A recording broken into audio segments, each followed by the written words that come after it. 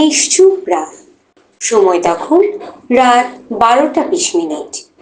কক্সবাজার জেলার পেকুয়া টইটং 7 নম্বর ওয়ার্ড রমিজপাড়া এলাকার একটি কবরস্থান। হঠাৎই ঘটে এক রহস্যময় ঘটনা। একটি কবর থেকে জ্বলতে দেখা যায় আগুন। খবরটি মুহূর্তেই ছড়িয়ে পড়ে চারদিকে। দলে দলে মানুষ ছুটে আসে সেই কবরস্থানের দিকে। হাজার হাজার মানুষের ঢল নেমে আসে সেখানে।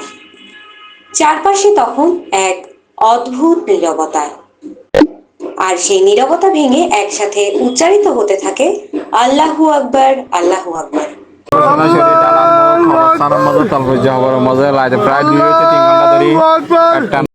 কেউ কাঁদছে, কেউ আতঙ্কে স্তব্ধ, আবার কেউ হাত তুলে মহান আল্লাহর কাছে ক্ষমা চাইছে।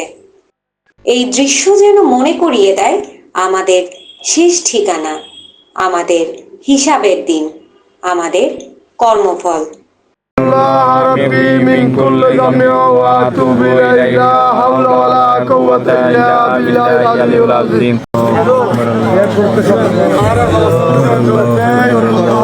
এটা কি শুধুই একটি ঘটনা, নাকি আমাদের জন্য এক সতর্কবার্তা?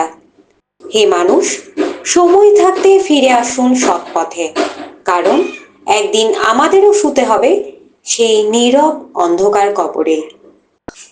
আল্লাহ আমাদের সবাইকে ক্ষমা করুন, আমিন। ডেস্ক রিপোর্ট হৈমন্তী জুই, প্রবাসী নিউজ টিভি, চট্টগ্রাম। দেশ বিদেশের নিত্য নতুন খবরাখবর পেতে প্রবাসী নিউজ টিভির সাথেই থাকুন।